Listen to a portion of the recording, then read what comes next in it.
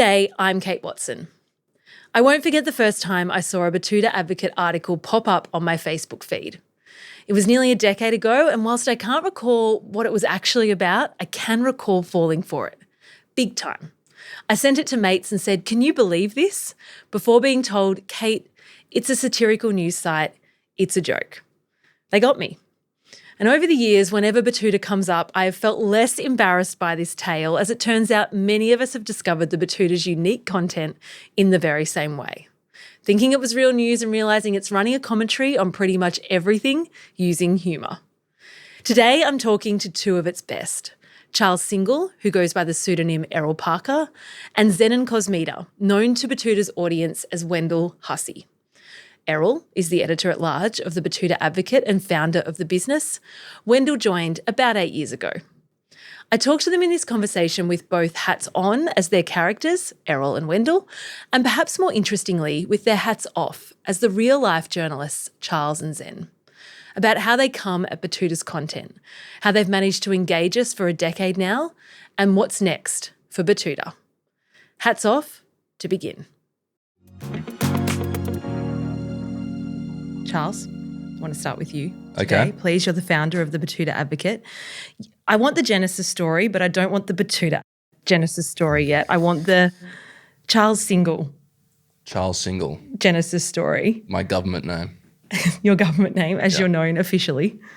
You started a satirical news site. Just take us through how you got there. Arch, the other founder, and I, we met at Charles Sturton Bathurst, which is, one of the great crucibles of journalism on the eastern seaboard. Arch from Brisbane via Mitchell, and my family from the Central West. I went up jackarooing through Queensland and Northern Australia before I went to university, and I came back and I met Arch. We became mates, and then went through uni together, and then sort of later on we were living in close proximity to each other after uni, and look, there weren't too many jobs in the media back then. Back in about, a long time ago now. What are we, 2012, 2013 maybe? Thereabouts, Yeah. No, it was quite an ordinary time. I mean, that was really the death rattle of Fairfax. News was really trimming.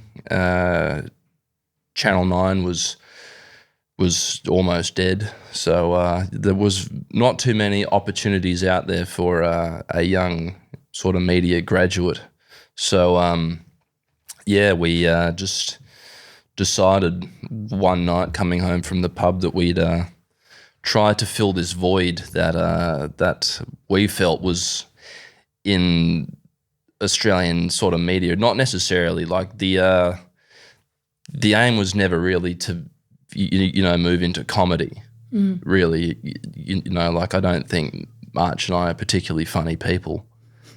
So we just thought there isn't a real it's like onion type thing here. So we just decided that on Facebook we'd just give it a go. But, the Advocate's been running for over 150 years. So we decided on a whim to just take it online.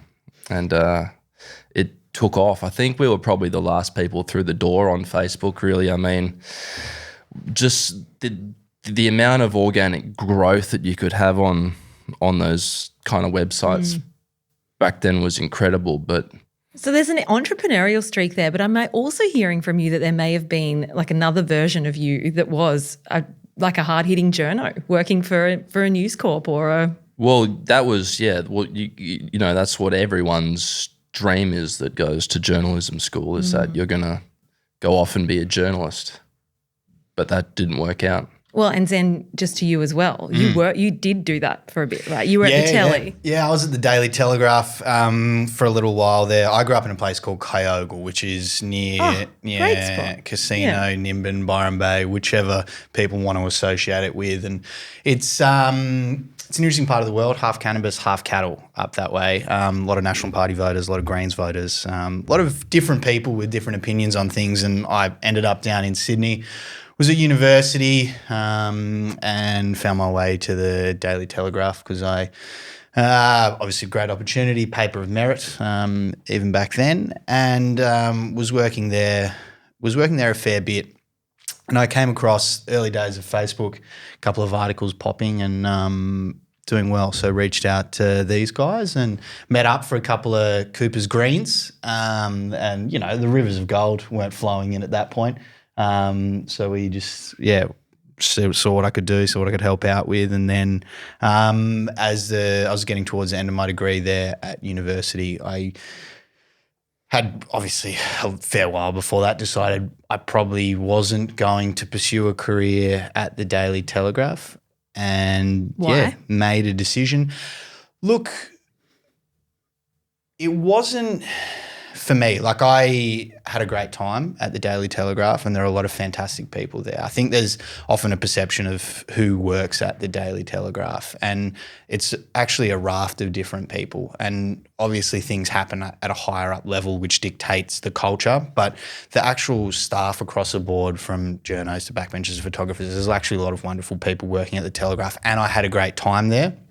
But I couldn't see a way forward for me. I mean, even this was 8 or 9 years before they were trying to incite attacks at cafes in Newtown, but there was already a lot of stuff going on which I kind of didn't see. And ironically, working with these guys and looking at what was happening and the opportunities that they were getting and what they were carving out, it looked like there was more of a long-term career path there, and it looked like there was an actual stronger, I guess, journalistic compass at times in terms of writing about certain things and looking at certain things and saying certain things that were often not getting spoken about or not getting written about at an actual paper of merit and a masthead. So I thought, that's really interesting, because what is the guiding principles of the Betoota Advocate? Like, how do you go, this is a Betoota thing, like this is us? Well, this was only supposed to be temporary. This 10 years later. Yeah, this was only supposed to be a vehicle for us to sort of build a portfolio that we could then show to a prospective employer and then, move on with our lives. But it became apparent quite quickly that you can say a lot of truth under the disguise that it's not. And I think that kind of got addictive to the point where, you're able to distill what people are feeling in a headline or an article that you otherwise wouldn't be able to write anywhere else. I'm going to read out a couple of the more recent things because I think, 99.9% of our audience will have come across a Betoota piece. But for those who may not have, I think, and even those who have, they're going to enjoy this anyway. So just even recently, some examples of that. This headline, Zelensky promises to bring bratty kid and dress like a goofy tech billionaire for next meeting with Trump. Local girl saves $200 by ignoring baby shower invitation. I liked that one. Public servant mate wondering why you can't just clock off at 1 p.m, particularly pertinent today when we've got Peter Dutton announcing that they need to go back to the office. That's too far, man. Carl Sandilands joins industry pile-on of Marty Sheargold. 6 a.m. The last one. 6 a.m. rug club outpaced by a lad on a bender who's on the hunt for somewhere still selling vapes. I could go on. The humour, you say you're not funny, but we're all laughing. What do you mean you're not funny? We're not stand-up comedians. No, and we'd never claim to be. Funny on paper though. Is it journalism? I think it is. Yeah. Well, it I don't know. Well, you can argue that it is, but then, there'd be people saying that it's not. It certainly uses other people's journalism to come about. It's not like we're going out and hunting. You're not breaking stories. Yeah. Well, we've tried time and time again to join that, the elitist club that is the Canberra Press Gallery, but keep getting knocked back. And until then, we're just going to have to piggyback off our tax dollars at the ABC. Dead set, would you join the gallery if they let you in? If they let us in, 100%. We're in that funny lane, aren't we, Errol, with like in terms of that question about journalism. Like without journalism, realistically, we can't do a lot of what we do. Like we do a lot of local man stuff and local woman stuff. And I think the audience loves that because when we write about a run club being outpaced by a guy on a bender, that's just a headline you're never seeing in another news platform, right? So that's kind of part of the humour there. It's like how ridiculous that non-story is, or it's, made up or whatever.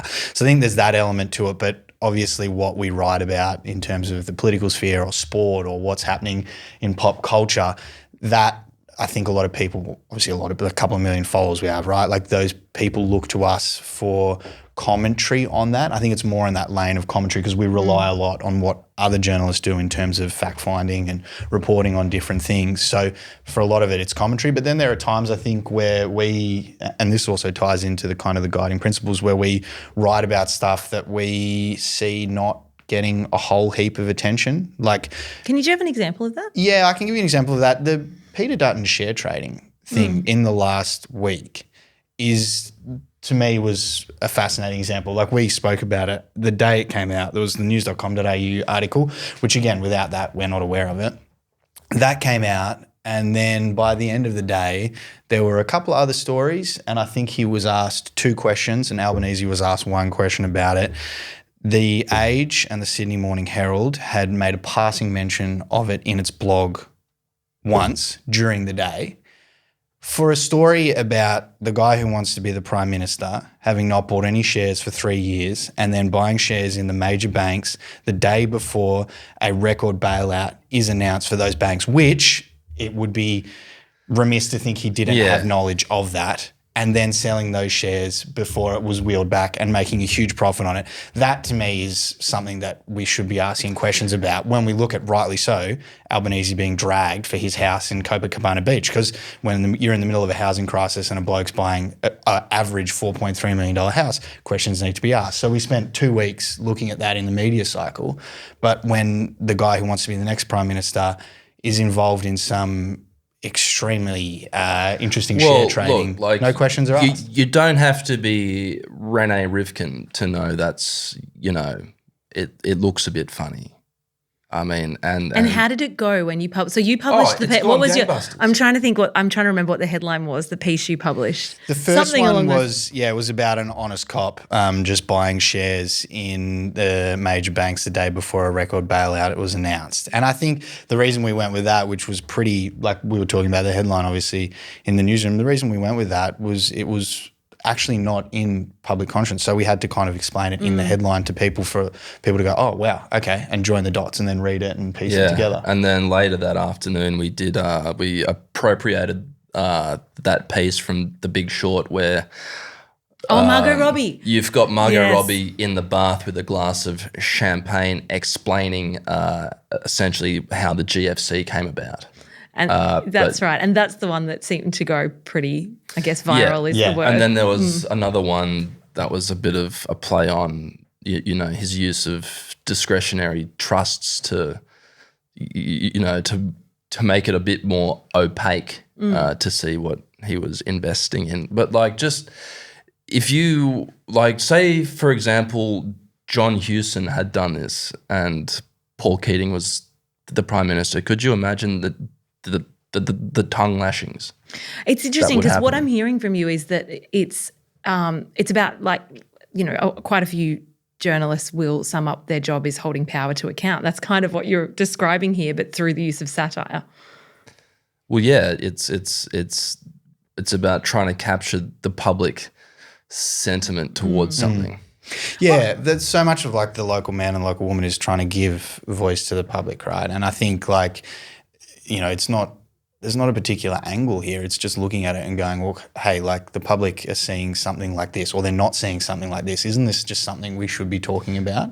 But it's also a great barometer or a litmus test for what works and what doesn't.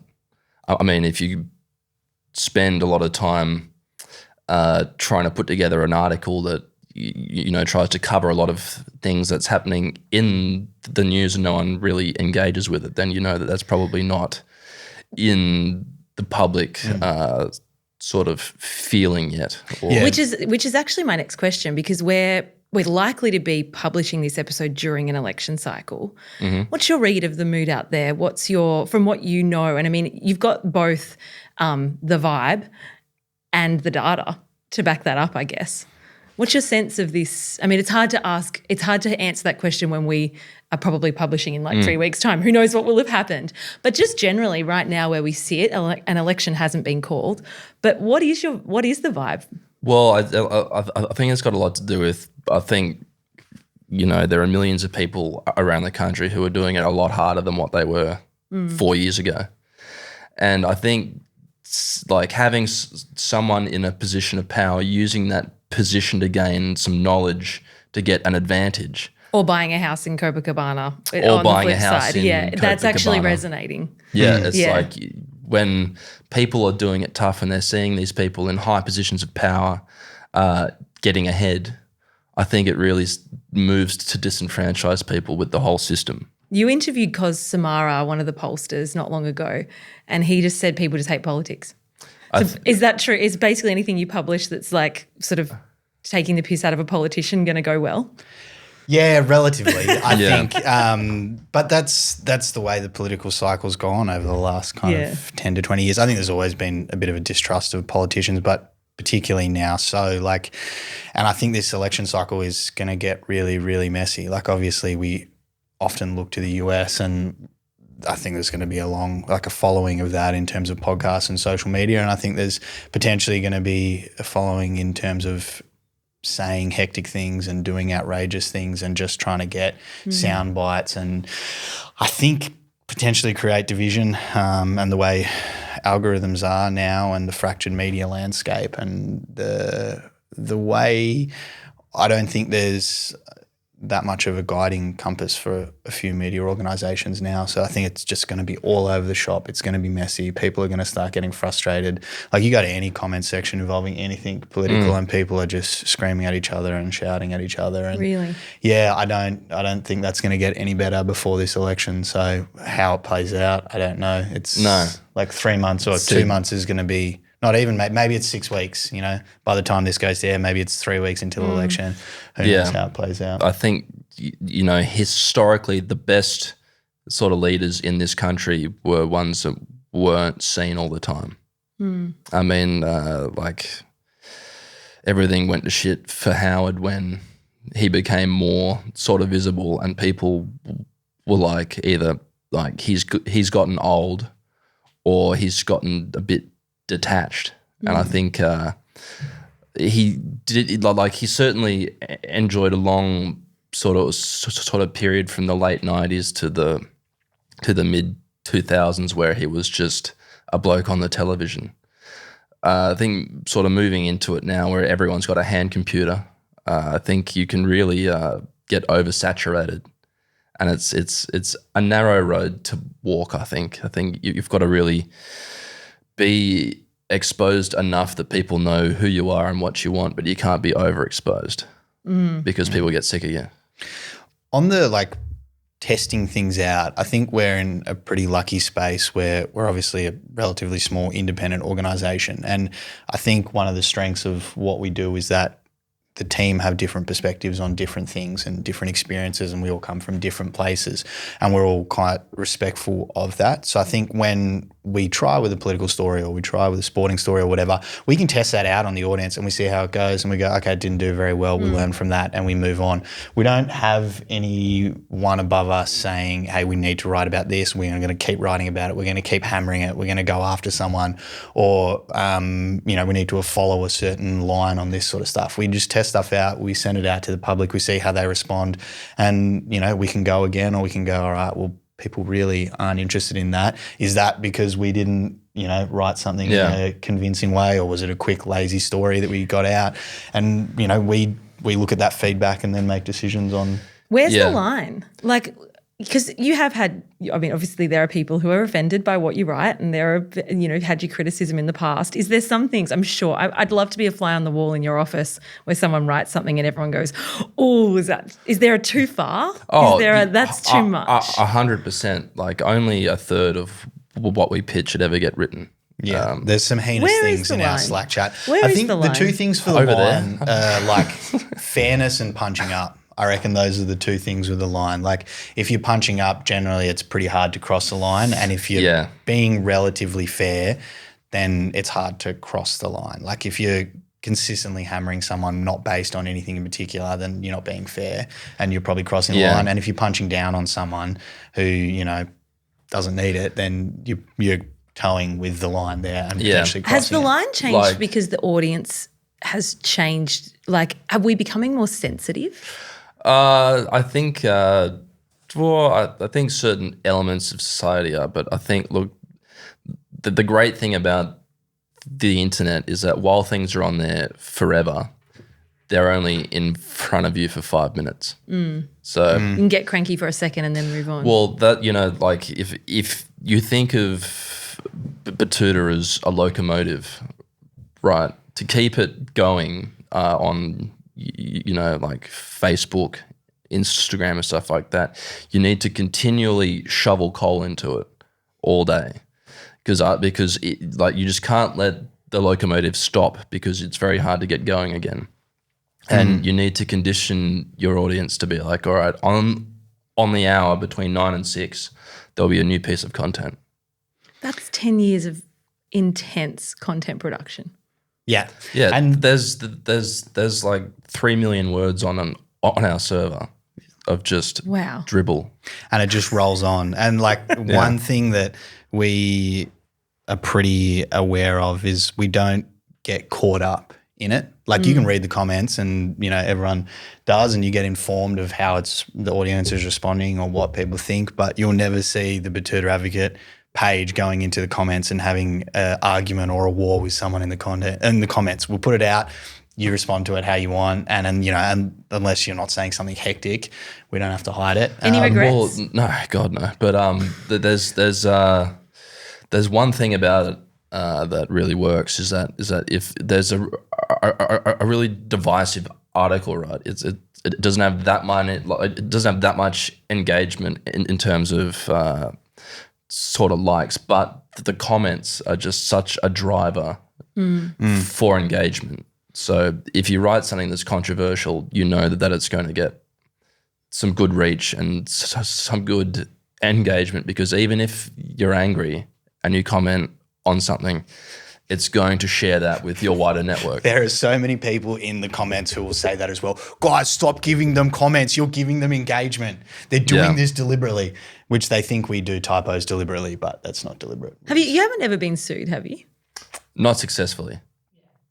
No, but there's been a few legal letters. A lot of cease and desists, and some of them are like very funny that I could probably tell you down at the pub, but certainly not here because we're NDA'd up to the eyeballs. Yeah, I was going to say, like, that's still a real thing for you though. Yeah, well, it's all like it's like I can't imagine being a lawyer and having to write a letter to us. A lot of people are aware of the Streisand effect as well, I think. Yeah. Like, you know, if this was to go public, I don't think you want to be the first person to sue the Betoota Advocate. Let's put hats on for a second. Errol Parker, Wendell Hussey. Tell us about the town of Betoota and the people who read your publication. I mean, it's kind of the people you represent, I guess. Well, it's a bustling inland port of about 60,000 on the mighty Diamantina River. It's older than a lot of people think. It's over 150 years old. The paper's been going for 144. We've got everything from you know, everything that you'd expect a medium-sized country town to have. We've got a large airport. We've got a big port that people take supplies down to Lake Eyre. We've got a French quarter that was founded by French Caledonians that came here in the 1860s. We have a burgeoning new housing estate called Betoota Heights, where you know, I suppose the equivalent would sort of be, all those new dark roofed housing developments in outer metro areas of every city in the country. It's a Pebble Creek Oasis out there. Pebble Creek Oasis, and not a solar panel or tree in sight. Affordable? To a certain extent, It used to be. Okay. Yeah, no, it's gotten very popular. What's the main industry for Betoota? Main industry, it's a mix of agriculture. We do have Betoota Cone Valley. It's a new tech hub. Lots of startups there, but we do have agriculture. We've got certain sectors of defence, aviation, but mostly sort of mining, agriculture, tech.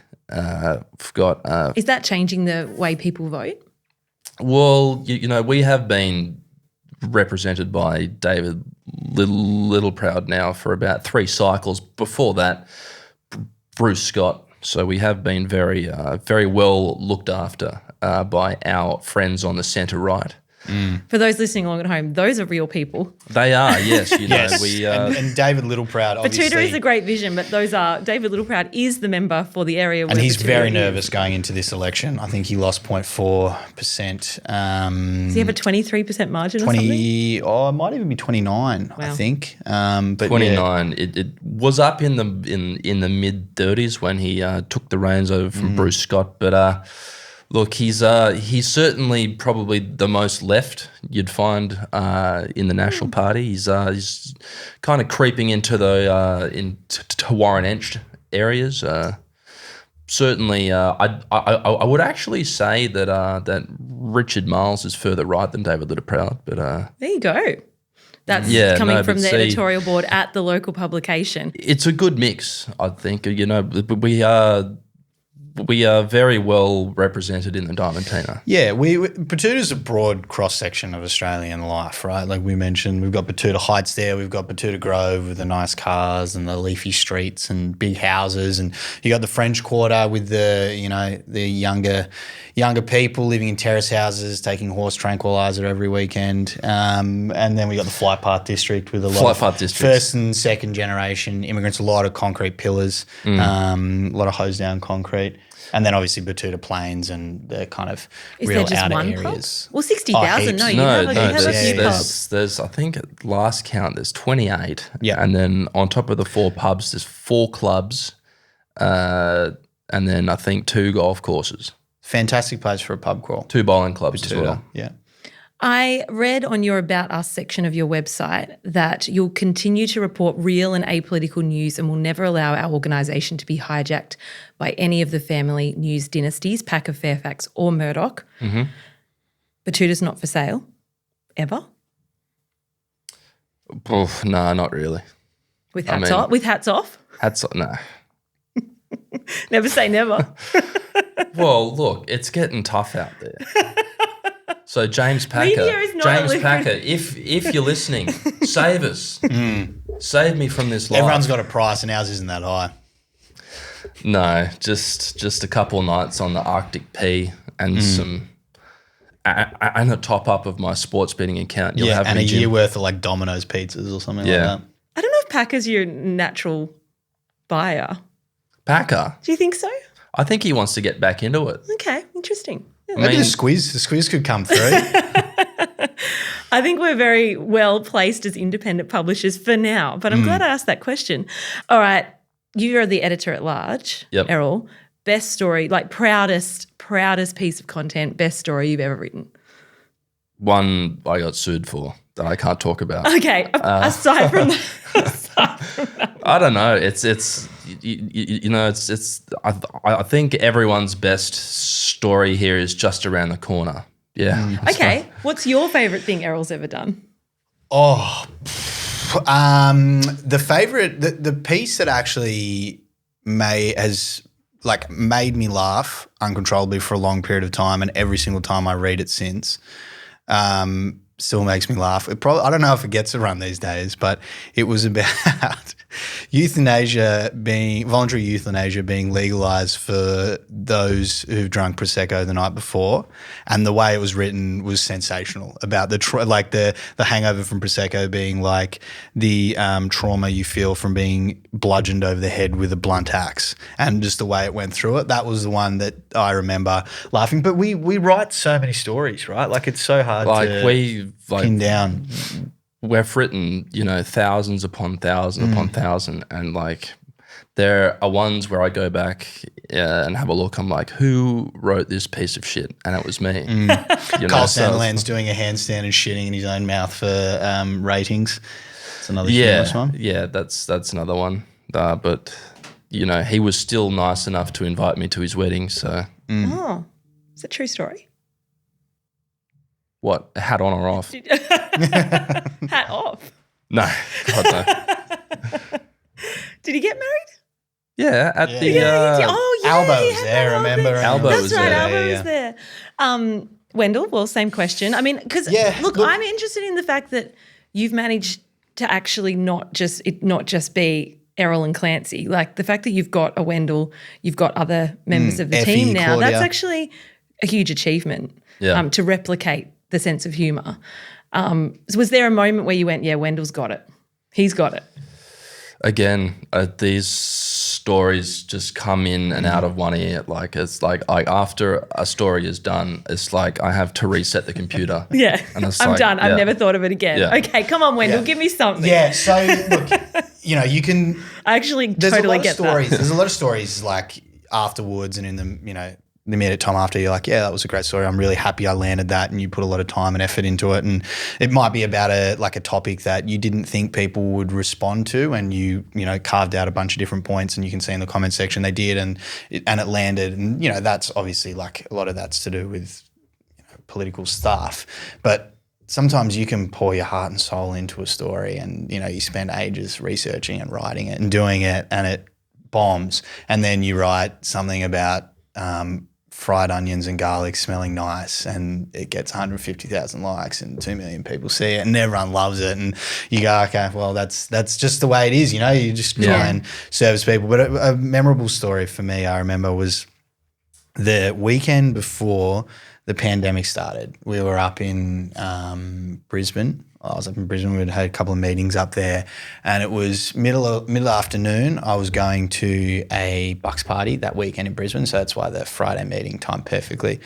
This was just before it was all happening, so we got out of the meeting. The NBA's off. It's shut down. We don't know when it's opening back up. Other sporting competitions are going down. Prime ministers are coming out. Presidents are coming out talking about what's happening, blah, blah, blah, blah, blah. Tom Hanks has just got sick. Oh, that's right. Yeah. So I remember walking out of this meeting, and I'm going off to meet a couple of mates in Brisbane who aren't attending this Bucks party to have a couple of beers, and then I've got 48 hours of Bucks party. So, once the laptop's closed, it's not opening back up for quite some time, probably not until early Monday morning. As I'm walking, I see this Tom Hanks thing. It's all happening. So I sat down on the banks of the Brisbane River with my laptop, and I'm furiously typing away about Tom Hanks and the Gold Coast Hospital role in Wilson the volleyball to keep him company while he's being treated. Blah, blah, blah, blah. It starts raining. I'm like, fuck, I really need to get this out because I'm sitting outside and I don't want to move again. I don't want to open the laptop because I'm going on a Bucks party and I don't want to be disturbed. Yeah. Wipe my brain for 48 hours, and I do not give a shit about this next bird flu or whatever the fuck it is that's funny at this point in time. So quickly write it, bang, I hit publish, close the laptop, send it live, don't think too much about it, off I go, and then surface Sunday evening at the Brisbane airport. So you literally didn't check it? No, well, like I posted it. You posted it. It was out and it was gone. Like, we've got a team here, keep an eye on things, and we all look out for each other and stuff. But I was at this Bucks party, so my brain's falling out of my ears on Sunday evening, and I kind of check in and it's gone everywhere, right? They picked it all up in the US and Washington Times and all this sort of stuff. Washington Post, sorry. And it's gone to random places like Ecuador and Brazil and everything like that. Yeah. And I go, geez, I open it back up. And because of the rain, I'd hit publish, and then I kept typing, and it hadn't updated properly. So there was just like 2.5 2.5 paragraphs just missing from this story. So it just cuts off halfway through the paragraph, and it's just gone everywhere. So all these people are reading it, and they would have just got to that should have been the halfway through the third last paragraph. It just cuts off randomly, and you're just like, oh well, that's it. So I updated that, and then it kept going, and it's still, for a week later, it'd be like, all right, it's been picked up in Ghana, and then 2 weeks later, what was the Thailand, actual headline? It was the Gold Coast hospital staff roll in Wilson the volleyball to keep Tom Hanks custody. I saw in this. isolation. Everyone saw this. Yeah, and it went everywhere, but it was completely not across it for 48 hours in Brisbane, losing my mind, and then switching back on and go, okay, right. And then, the little pockets of web traffic where it would just pop up, and it's in Romania now. Like we had the Onion has this story that they post every time there's a gun massacre in America that says, no way to prevent this, says only country where this happens. We had one that we used to wheel out that was Australia enjoys another day under an oppressive gun control regime. And after one of those gun sort of massacres in America, we posted that, and it ended up being the number one link on Reddit, like the top of the top. And that was an experience for our tech people. So they had to really make sure that the website didn't go down. Really? Yeah, flick on all the servers. Yeah, there you go. The reception you can get to stories can be quite interesting as well. Like it often, like people will think that we'll get blowback on certain things where we don't. Where you right? don't. Like we will. I won't say the word for your listeners, but we can call the Prime Minister a C-bomb, and that will just roll on, and the comments won't be too bad. And then you write a story about the next Avengers or Marvel hero being someone who always remembers their keep cup, and it's like pitchforks out. I'm going to finish by asking, you've done a lot of things. Like I was going through like all the things you've done in the last 10 years, because there is a bit of a celebration of 10 years of the Betoota Advocate this year. Like you've got a beer, or you did have a beer. You've done TV shows. You've done live tours around the country. You've got merch. People can buy merch. You've interviewed pretty much all of our political leaders across the period of time. Like what is left? What else is there for Betoota to do? Like when you sit down, I don't want to ask you what your favourite thing you've done is, because I know there's, we could go on forever, but like where does it go from here? Where does Betoota go, or where do we go? Well, let's take our hats off. I think that's probably more interesting. I don't know. Betoota's just a thriving metropolis, so it's fine. Only way is up, yeah. Well, there's a lot of transferable skills that you get from doing a job like this. And I think, moving forward, maybe those skills apply elsewhere, but who knows? Like, I've got no idea. Do you still love it in the same way you did at the start? Well, at the start, it was just, it was a hobby. But when you have something that, that didn't have any boundaries, that didn't have any constrictions, to now, put the barriers on it, that now, this is not just a hobby anymore. This is what you do now. I think that certainly changes how you view things, but it's still fun. But there's more responsibility to it now. You employ people. You have expectations from your audience. Yep. Media is not easy.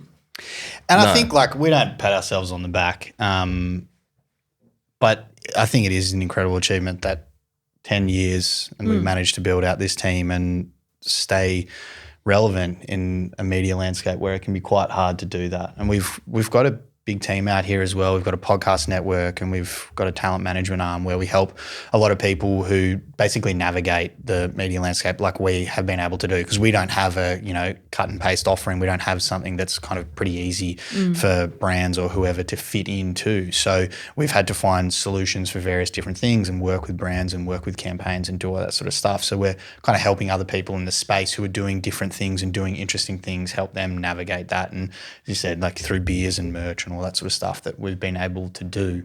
So I think we'll just keep trying to build and keep trying to stay relevant.